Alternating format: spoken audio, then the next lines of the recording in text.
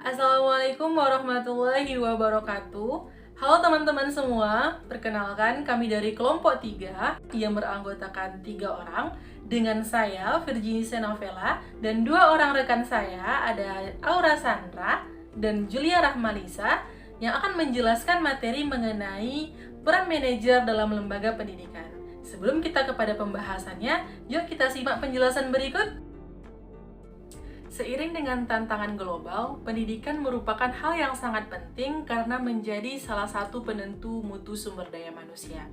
Keunggulan suatu bangsa tidak lagi ditandai dengan melimpahnya kekayaan alam, melainkan pada keunggulan sumber daya manusianya. Mutu sumber daya manusia ini berkolerasi positif dengan mutu pendidikan, sedangkan mutu pendidikan sering diindikasikan dengan kondisi yang baik, memenuhi syarat dan segala komponennya. Komponen-komponen tersebut misalnya seperti masukan, proses, tenaga kependidikan, sarana dan prasarana, serta biaya operasionalnya. Oleh karena itu, pembenahan manajemen pendidikan sangatlah diperlukan. Perlunya manajemen dalam pendidikan adalah untuk mengantisipasi perubahan global yang disertai dengan kemajuan ilmu pengetahuan dan teknologi, sehingga perlu adanya perhatian dan perbaikan yang berkelanjutan atau continuous improvement di bidang pendidikan sehingga output pendidikan dapat bersaing pada era globalisasi. Persaingan tersebut mungkin hanya dimenangkan oleh lembaga pendidikan yang memperhatikan kualitas pendidikannya dalam pengelolaannya. Maka dari itu, diperlukan manajemen dan manajer dalam proses pengelolaan pendidikan. Baik teman-teman, sebelum kita membahas bagaimana peran manajer dalam lembaga pendidikan, mari kita bahas terlebih dahulu bagaimana sejarah perkembangan ilmu manajemen. Jadi, manajemen ini sebagai ilmu pengetahuan berkembang sejak akhir abad 19. Pada awal perkembangannya, manajemen merupakan sebuah seni dan keterampilan yang berkembang dinamis sebagai bagian dari peradaban manusia. Secara historis, perkembangan peradaban manusia tidak terlepas dari praktek manajemen. Perkembangan manajemen sebagai seni dapat dilihat atas 3 fase sebagai berikut. Baiklah, fase yang pertama yaitu fase prasejarah. Bukti-bukti sejarah menunjukkan bahwa pada fase ini manajemen sudah berkembang dengan baik. Secara tidak sadar, masyarakat purba telah menjalankan sebagian prinsip-prinsip manajemen meskipun hal itu dalam batasan yang sangat sederhana. Masyarakat yang hidup di masa prasejarah memiliki kemampuan mengatur kehidupan menurut ukuran, cara kerja, dan cara berpikirnya. Misalnya, manusia yang tinggal di dalam gua-gua kecil adalah manusia yang memiliki kemampuan untuk mengamankan diri dari gangguan binatang buas. Kemudian dijumpai juga manusia yang dapat menciptakan berbagai senjata dari batu dan juga tulang-tulang binatang, yang merupakan manusia yang mampu mengatur cara hidup melalui penggunaan alat-alat tersebut. Misalnya digunakan untuk menggali tanah ataupun untuk bercocok tanam. Fase yang kedua yaitu fase sejarah, di mana perkembangan manajemen pada fase ini dimulai setelah diketahui bahwa Gereja Katolik Roma mempengaruhi perkembangan teori manajemen. Nah, dengan kata lain, gereja ini telah memberikan sumbangan yang besar terhadap perkembangan manajemen. Ada beberapa sarjana barat yang berpendapat bahwa pesatnya perkembangan agama Katolik tidak hanya dikarenakan oleh ajaran-ajarannya saja, tetapi juga karena organisasinya yang terstruktur sangat rapi.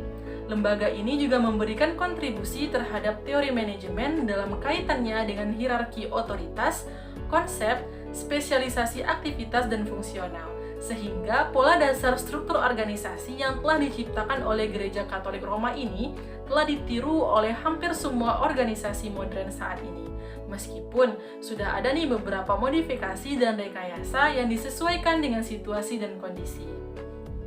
Yang ketiga ada fase modern, di mana pada fase ini ditandai dengan lahirnya Friedrich W. Tyler, seorang scientific management, dan juga Henry Fayol, seorang pelopor sistematika manajemen.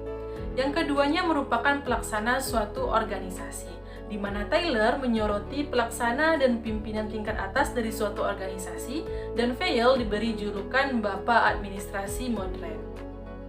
Nah, seiring dengan perkembangan ilmu manajemen ini, ternyata dia juga memiliki hubungan dengan cabang-cabang ilmu lain seperti ilmu sosial, ekonomi, ilmu politik, dan sebagainya. Dari sejarah yang telah dikemukakan tersebut, dapat dikatakan bahwa ilmu manajemen merupakan suatu disiplin terapan yang berfokus pada hasil yang mudah dilaksanakan. Nah, ilmu manajemen ini merupakan suatu teori organisasi dan Vail diberi julukan Bapak Administrasi Modern. Nah, seiring dengan perkembangan ilmu manajemen ini, ternyata dia juga memiliki hubungan dengan cabang-cabang ilmu lain seperti ilmu sosial, ekonomi, ilmu politik, dan sebagainya. Dari sejarah yang telah dikemukakan tersebut, dapat dikatakan bahwa ilmu manajemen merupakan suatu disiplin terapan yang berfokus pada hasil yang mudah dilaksanakan. Nah, ilmu manajemen ini merupakan suatu teori tentang pengelolaan organisasi. Dalam praktiknya, diperlukan pengelola yang berpotensi dan profesional, yaitu seorang manajer. Manajer merupakan seseorang yang memiliki kapabilitas dan penguasaan konsep kepemimpinan, keterampilan teknis, dan dapat membangun hubungan manusiawi dengan mewujudkan sistem kerjasama dalam melaksanakan tugas-tugas organisasinya. Manajer adalah seseorang yang tanggung jawab utamanya adalah melaksanakan proses manajemen.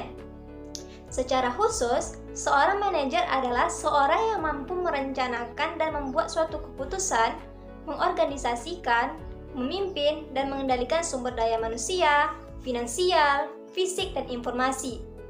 Seorang manajer adalah seseorang yang mampu melakukan koordinasi dan pengawasan terhadap pekerjaan yang dilaksanakan oleh orang lain, sehingga sasaran-sasaran yang akan dicapai oleh suatu organisasi dapat tercapai dengan baik. Dalam organisasi, istilah manajer digunakan dengan berbagai istilah. Contohnya, direktur, rektor, pimpinan, ketua, kepala, presiden, dan sebagainya.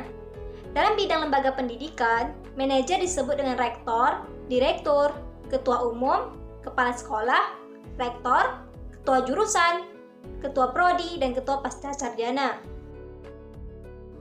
Nah, tugas dan fungsi manajer dalam lembaga pendidikan yakni melaksanakan fungsi-fungsi manajemen, yaitu merencanakan seluruh program kerja lembaga pendidikan secara konseptual. Nah, tugas manajer ini sebagai perencana sekaligus mengambil keputusan terhadap seluruh program kerja yang telah dirumuskan atau ditetapkan. Pada kepemimpinan manajer, peranannya sangat penting dalam perkembangan lembaga pendidikan. Sebagai seorang manajer, ia harus mengerti, memahami, serta mengetahui semua hal yang berkaitan dengan administrasi organisasi pendidikan, sekolah, maupun perguruan tinggi.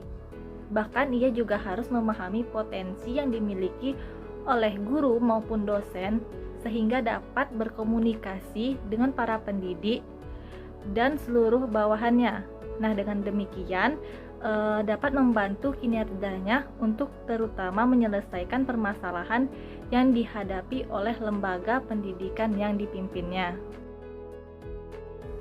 Fungsi manajer terdiri atas 3 fungsi. Yang pertama yaitu fungsi strukturalisasi, yang mana fungsi ini menetapkan struktur kepegawaian terutama dalam penyusunan dan penempatan personal, material, pekerjaan-pekerjaan, maupun pikiran-pikiran yang ada di dalam struktur tersebut. Yang kedua yaitu fungsi relationship, yang mana fungsi ini menjalin hubungan dengan pihak eksternal lembaga dengan mempertegas tugas, fungsi, kewajiban, hak, serta tanggung jawab pada masing-masing anggota yang disusun menjadi pola-pola kegiatan yang tertuju pada tercapainya suatu tujuan pendidikan. Yang ketiga yaitu fungsi integritas usaha-usaha suatu pendidikan, yang artinya pada fungsi ini dapat digunakan sebagai alat untuk mempersatukan usaha-usaha menyelesaikan berbagai permasalahan atau kegiatan yang ada pada lembaga pendidikan tersebut. Pada seorang manajer dalam lembaga pendidikan tentunya memiliki tugas dan kewajiban. Nah, diantaranya yaitu yang pertama, merencanakan dan melakukan inovasi dalam pendidikan. Nah, yang kedua yaitu membuat strategi dan melakukan kebijakan dalam proses pendidikan agar tidak mengalami hambatan. Nah, yang ketiga yaitu menyediakan dan mengkoordinasi fasilitas pendidikan. Menurut tingkatannya dalam organisasi, kita mengenal 3 jenis manajer. Yang pertama, manajer puncak, yang kedua, manajer menengah, dan yang ketiga, manajer garis pertama. Yang pertama ada manajer puncak atau top managers, yakni seseorang atau beberapa orang yang memegang suatu jabatan tertinggi dalam suatu organisasi. Yang kedua, manajer menengah atau middle managers, yaitu seseorang atau beberapa orang yang berada di bawah manajer puncak tapi membawahi manajer lain. Kemudian yang ketiga ada manajer garis pertama atau first line managers, yakni seseorang atau beberapa orang yang berada di tingkatan bawah dalam suatu organisasi. Dalam lembaga pendidikan, misalnya di tingkat SLTP dan SLTA, yang disebut dengan manajer puncak adalah kepala sekolah dan wakil kepala sekolah. Di perguruan tinggi adalah rektor dan para pembantu rektor, sedangkan manajer tingkat menengah adalah dekan dan para pembantu dekan yang bertanggung jawab mengelola fakultas. Sedangkan manajer garis pertama di sekolah dilaksanakan oleh wali kelas, yakni guru yang bertugas dan bertanggung jawab membina kelasnya masing-masing.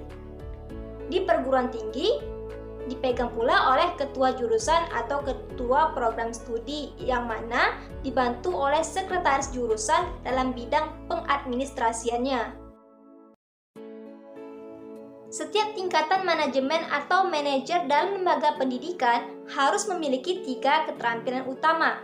Sebagaimana oleh Robert Kahns, diidentifikasikan 3 jenis keterampilan utama yang dibutuhkan oleh semua tingkatan manajer, yakni keterampilan teknis atau technical skill, keterampilan manusiawi atau human skills, dan keterampilan konseptual atau conceptual skill.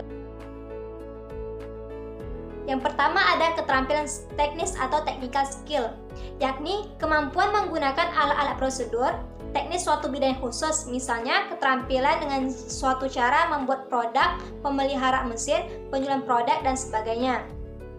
Kaitannya dengan lembaga pendidikan, keterampilan pimpinan perguruan tinggi atau sekolah, contohnya adalah keterampilan dalam membuat suatu acara pembelajaran atau proses pembelajaran, membuat modul, membuat jadwal kuliah atau kalender akademik, keterampilan menggunakan alat-alat elektronik seperti komputer, dan keterampilan menggunakan teknologi lainnya yang menjadi bagian dari usaha mencapai tujuan pembelajaran. Nah, misalnya adalah menggunakan infokus dalam pembelajaran. Yang kedua adalah keterampilan manusiawi atau human skills, di mana kemampuan ini merupakan kemampuan untuk bekerja sama dengan orang lain dan memotivasi orang lain, baik sebagai individu maupun kelompok. Keterampilan ini sangat penting bagi manajer agar dapat bekerja sama dengan anggota-anggota organisasi yang lain. Yang terakhir adalah keterampilan konseptual atau conceptual skills, di mana kemampuan ini merupakan kemampuan untuk mengkoordinasi dan memadukan sebagai kepentingan dan kegiatan organisasi, di mana mencakup kemampuan manajer untuk melihat organisasi sebagai suatu keseluruhan dan memahami bagaimana perubahan pada setiap bagian dapat mempengaruhi keseluruhan organisasi. Nah, dalam hal ini, misalnya rektor dan dekan sekaligus konseptor mampu membuat visi dan misi yang baik untuk perguruan tinggi. Kepala sekolah mampu membuat konsep lembaga pendidikan atau sekolah yang dipimpinnya menjadi berwawasan ke depan dan menciptakan lulusan yang berkualitas. Baik, yang selanjutnya kita akan membahas mengenai tugas telaah masalah bagi manajer. Pada hakikatnya, manajer yang memiliki keterampilan konseptual adalah manajer yang cerdas menelaah masalah yang dihadapi. Semua permasalahan yang memerlukan keputusan, mulai dari masalah rutin sampai kepada masalah rumit, kritis, dan fundamental, harus ditelaah secara rasional. Permasalahan yang dihadapi oleh lembaga pendidikan biasanya tidak hanya disebabkan oleh satu faktor saja, melainkan ada beberapa faktor, di antaranya faktor kepemimpinan, penempatan manajer, sarana prasarana, hingga faktor lingkungan eksternal. Manajer yang akan mengambil keputusan perlu menelaah sistem dan manajemen yang selama ini diterapkan. Tujuan dari suatu telaah ini adalah untuk membantu manajer itu dalam mengambil keputusan terhadap suatu masalah yang ia hadapi. Hasil yang diperoleh dari telaah tersebut adalah rekomendasi alternatif yang perlu ditempuh dalam memecahkan permasalahan. Fungsi telaah masalah berkaitan dengan tugas manajer, yaitu proses penentuan langkah-langkah pengambilan keputusan. Dengan adanya telaah ini, tidak menjadikan permasalahan tersebut sebagai hambatan, melainkan adalah sebuah tantangan. Dengan pengelolaan yang baik, pola penyelesaian yang rasional, maka tantangan tersebut dapat dijadikan sebagai motivasi yang kuat untuk meningkatkan kemajuan lembaga pendidikan. Baiklah, selanjutnya kita bahas beberapa prinsip yang dijadikan sebagai prinsip dasar dalam mengadakan kegiatan pembinaan atau penelaahan. Yang pertama, ada prinsip konstruktif, di mana prinsip ini berupaya untuk mengembangkan kompetensi tenaga pendidik. Yang kedua, ada prinsip inovatif dan kreatif, berupaya untuk menciptakan konsep-konsep baru yang dapat dijadikan sebagai alternatif pengembangan lembaga pendidikan. Kemudian yang ketiga, ada prinsip efektivitas dan efisien yang berupaya untuk pemanfaatan sarana dan prasarana sesuai dengan kemampuan dan tidak memaksakan kehendak. Yang keempat, ada objektivitas rasional yang bertitik tolak dari tujuan, visi, dan misi yang dicanangkan agar memiliki komitmen dan loyalitas yang kuat terhadap lembaga pendidikan yang menjadi bagian dari kehidupannya. Kemudian yang kelima, ada prinsip preventif, yaitu mencegah timbulnya hal-hal yang berakibat buruk. Kemudian yang keenam, ada prinsip korektif yang bertitik tolak dari keinginan memperbaiki seluruh kekurangan sistematik lembaga pendidikan. Kemudian yang ketujuh, ada prinsip kooperatif, yaitu bertitik tolak dari kerjasama yang sinergis di antara seluruh personil lembaga pendidikan guna untuk memecahkan berbagai permasalahan yang mungkin dihadapi dan melaksanakan seluruh perencanaan pendidikan sesuai dengan arahan dan juga tujuan yang ditargetkan bersama. Kemudian yang terakhir, ada prinsip pluralistis, yaitu bertitik tolak dari keanekaragaman potensi dan kecakapan personil lembaga pendidikan untuk disatu padukan dalam mengejar sasaran yang menjadi tujuan dari lembaga pendidikan tersebut. Nah, bagaimana teman-teman? Sudah ada pemahaman mengenai peran manajer dalam lembaga pendidikan? Karena dari awal sudah kita singgung bagaimana sejarah ilmu manajemen hingga kepada tugas telaah masalah oleh manajer dalam lembaga pendidikan. Itulah tadi materi yang dapat kami sampaikan. Lebih dan kurang kami mohon maaf. Kami akhiri. Assalamualaikum warahmatullahi wabarakatuh. Bye-bye.